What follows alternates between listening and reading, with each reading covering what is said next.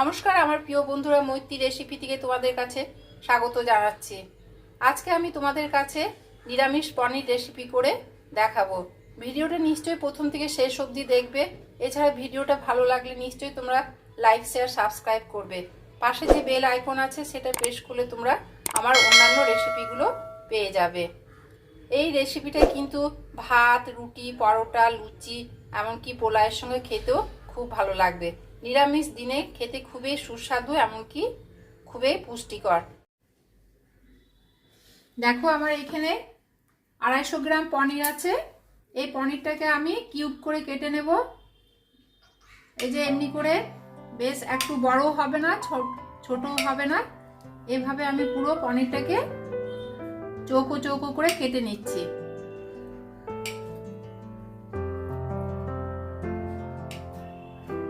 তোমরা যে যেমন শেপ করতে পারো, আমি কিন্তু এখানে চৌকো করে শেপটা করলাম।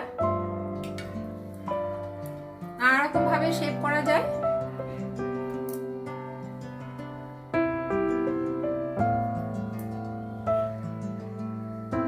এই যে এখানে পনির কিন্তু আমার পুরো কাটা হয়ে গেল, এই যে চৌকো করে করে। এরপরে আমি এই পনিরটাকে আমি এখন ম্যারিনেট করে রাখবো। এর মধ্যে একটা বোল নিয়ে নিয়েছি, বোলের মধ্যে আমি সর্ষের তেল দিয়ে দিলাম। এই সর্ষের তেলের মধ্যে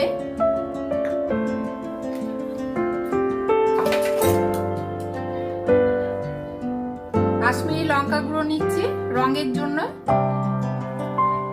এছাড়া হাফ চামচ জিরে গুঁড়ো, হাফ চামচ ধনে গুঁড়ো আর হাফ চামচ লঙ্কা গুঁড়ো। যে লঙ্কা গুঁড়োতে ঝাল হয় সেই লঙ্কা গুঁড়োটা নিলাম। নিয়ে এর মধ্যে আবার অল্প করে আমি গোলমরিচ গুঁড়ো নিয়ে নিলাম। নিয়ে ভালো করে আমি এই পনিরটাকে, এই যে পনির আমি এর মধ্যে দিয়ে দিলাম।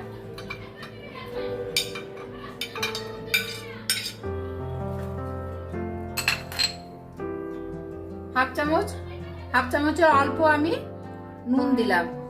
দিয়ে ভালো করে একে মেখে ম্যারিনেট করে রাখবো।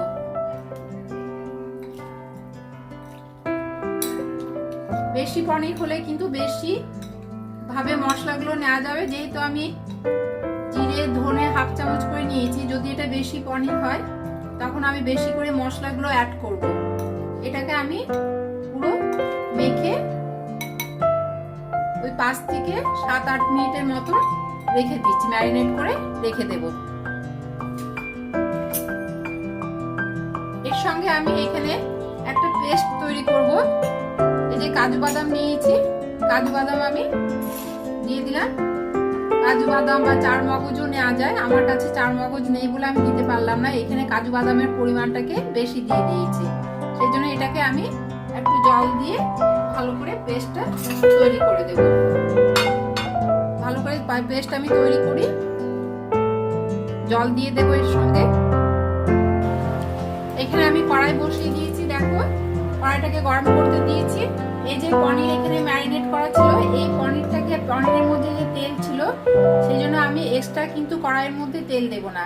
এই তেলের মধ্যে আমার কিন্তু ভাজা হয়ে যাবে। আমি কিন্তু মিডিয়াম হিটে এটাকে ভাজতে থাকবো। এমনকি পনিরের মধ্যে আমি আর কিছু দিচ্ছি না। এর মধ্যে আমার কড়াই গরম হয়ে গেছে। এই যে তেল শুদ্ধ আমি পনিরটাকে ঢেলে দিলাম। খেতে কিন্তু খুবই সুস্বাদু হয় নিরামিষ পনির রেসিপি। আমরা বেশিরভাগ নিরামিষ ভাবে পনিরকে তৈরি করি। এই পুজোর দিনে বা অন্য কোনো সময় আমরা নিরামিষ যেদিন খাই সেদিন আমরা কিন্তু পনিরটা বেশ আমরা নিরামিষ ভাবে খেতে থাকি। এটাকে 2-3 মিনিট আমি ভেজে নেব। আমি মিডিয়াম হিটে কিন্তু ভাজছি। বেশি হিট দিয়ে দিলে, পাওয়ারটা দিলে কিন্তু পুড়ে যাওয়ার ভয় থাকবে। তাই আমি মিডিয়াম হিট করে আমি এটাকে ভেজে নিচ্ছি। 2-3 মিনিট করে ভেজে নেব। এদিকে আমি কিন্তু পনিরগুলো ভাজা হচ্ছে, এই পাশে আমি আবার একটা মিশ্রণ তৈরি করে নিচ্ছি। এই যে এখানে আমার টক দই আছে, টক দই আমি 2 চামচ নিয়ে নেব। 1 চামচ, 2 চামচ, 2 চামচ টক দই নিলাম। নিয়ে এর মধ্যে আগে কিন্তু আমি হাফ চামচ করে, আমি হাফ চামচ ধনে, হাফ চামচ জিরে সবকিছু হাফ চামচ করে দিয়েছিলাম এই পনিরের মধ্যে। সেজন্য আমি আবার হাফ চামচ এই দইয়ের মধ্যে জিরে গুঁড়ো নিলাম, হাফ চামচ ধনে গুঁড়ো,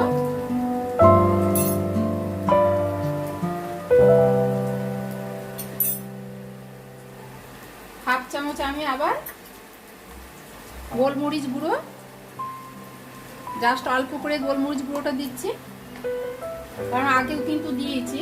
বেশি ঝাল হবে, যে যে যেমন ঝাল খাবে সেইভাবে সেই পরিমাণ অনুযায়ী ঝালটা দিলে ভালো হবে। আমি মাঝে মাঝে এই পনিরটাকে নেড়ে দিচ্ছি। দেখো পনির কিন্তু ভাজা ভাজা, বেশি কিন্তু ভাজবো না, অল্পর মধ্যে ভেজে রাখবো। আমি অনেকটা ভাজা ভাজা হয়েছে, এরপর একে নামিয়ে রাখবো। বেশি ভাজলে কিন্তু শক্ত হয়ে যায় পনির, তাই আমি অল্প করে ভেজে রাখবো। এর মধ্যে আবার আমি রঙের জন্য কাশ্মীরি লঙ্কা গুঁড়ো দিয়ে দেব। এই পেস্ট, এই দইয়ের মধ্যে আবার হাফ চামচের মতন আমি কাশ্মীরি লঙ্কা গুঁড়ো দিয়ে পেস্টটাকে তৈরি করছি।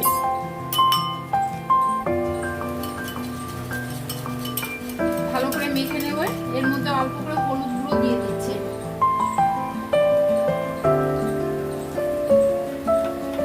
হাফ চামচ হলুদ গুঁড়ো দিয়ে দিলাম, কালারটা বেশ ভালো আসে। কাশ্মীরি লঙ্কার গুঁড়ো তো কালার বেশ ভালো আসে, এই জন্য আমি দিয়ে দিলাম কাশ্মীরি লঙ্কা গুঁড়ো, হলুদ দিয়ে ভালো করে এটাকে আমি পেস্ট করে দইটাকে আলাদা করে রেখে দিচ্ছি। এদিকে আমার পনির কিন্তু ভাজা হয়ে গেছে, আমি একে নামিয়ে রাখবো। এখানে ভাজা পনিরের তেলে আমি যে তেলটা বেঁচেছে, তেলের মধ্যে আমি একে কিছু ফোড়ন দিয়ে দিচ্ছি। 2টো শুকনো লঙ্কা দিলাম, দারচিনি, লবঙ্গ, এলাচ, 2টো এলাচ দিয়েছি, দারচিনি 4টে, আর না দারচিনি একটা স্টিক দিয়েছি, আর লবঙ্গ 4টে দিয়ে আমি এখানে এটা ফোড়ন দিলাম। প্লাস আবার দিচ্ছি আমি গোটা জিরে ফোড়ন দিয়ে দেব। গোটা জিরে হাফ চামচ দিয়ে ফোড়নটা একটু ভাজা ভাজা করে নেব। জাস্ট একটু স্মেল আসবে, যখন গন্ধ বেরোবে তখন আমি এর মধ্যে আমি অন্য মশলাগুলোকে অ্যাড করব। দেখো মশলাটা কিন্তু আমি 2-3 সেকেন্ড আমি একটু নেড়ে নিচ্ছি। 2-3 সেকেন্ড নেড়ে নেওয়ার পরে আমি অন্য মশলাগুলোকে অ্যাড করব। মশলা ভাজা হয়ে গেছে, এর মধ্যে আমি এই যে দইয়ের মিশ্রণটা, দইটা যেটা মিশ্রণ করলাম ধনে জিরে দই দিয়ে, সেই মিশ্রণটা আমি দিয়ে দিলাম।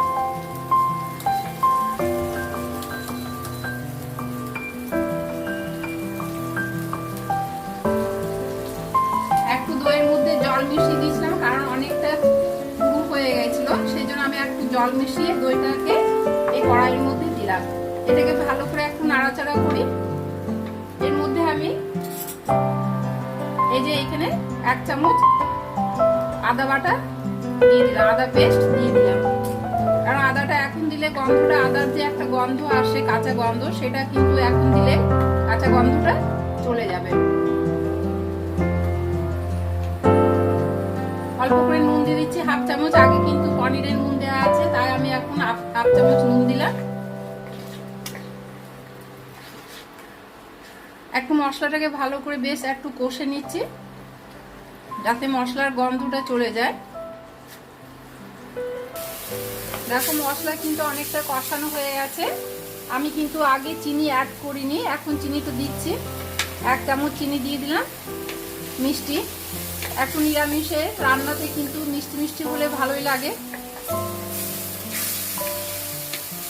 বেশ আমার কষানো হয়ে গেছে। আগে যে কাজু পেস্ট করেছিলাম, সেই কাজু পেস্টটা এখন আমি দিয়ে দিলাম। কাজু পেস্ট দিয়ে কিন্তু সমানে নাড়তে হবে, কারণ কাজু লেগে যায়।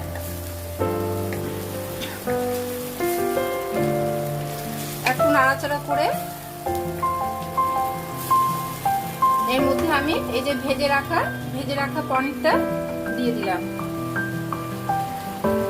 আমি কিন্তু আর তেল অ্যাড করিনি, যে আগের তেল দেওয়া ছিল পনিরের মধ্যে সেই তেলটা দিয়ে আমার পুরো রেসিপিটা কমপ্লিট হচ্ছে।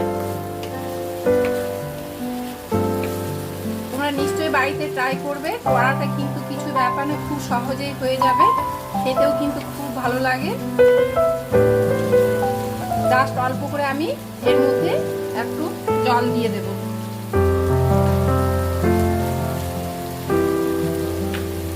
অল্প করে জাস্ট একটু জল দিয়ে দিচ্ছি, নইলে লেগে যাওয়ার ভয় থাকবে, তাই আমি একটু জল দিয়ে আমার কিন্তু পনিরটা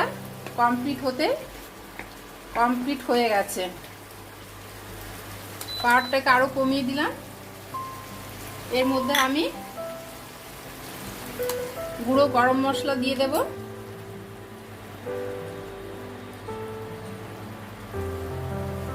হাফ চামচ গুঁড়ো গরম মশলা অ্যাড করলাম।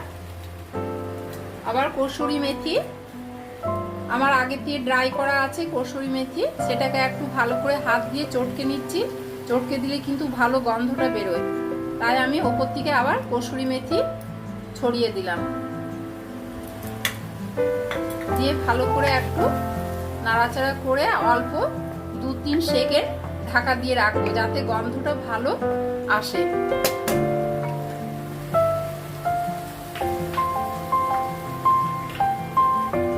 পাওয়ারটা কিন্তু একবারে আমি কমিয়ে দিয়েছি, বেশি পাওয়ার দিলে কিন্তু এটা পুড়ে যাওয়ার ভয় থাকবে, যেহেতু কাজু দেওয়া আছে, কাজু কিন্তু সবসময় লেগে যায়, বেশি পাওয়ার দিলে লেগে যাওয়ার ভয় থাকবে, তাই আমি পাওয়ার কম করে রেখেছি। 2-3 সেকেন্ড এটা থাক। 2-3 সেকেন্ড হয়ে গেছে, আমার কিন্তু কমপ্লিট হয়ে গেছে নিরামিষ পনিরের রেসিপি কমপ্লিট। আমি একে সার্ভিং প্লেটে আমি ঢেলে রাখছি। তোমরা নিশ্চয়ই বাড়িতে এভাবে ট্রাই করবে, খেতে কিন্তু খুব সুস্বাদু।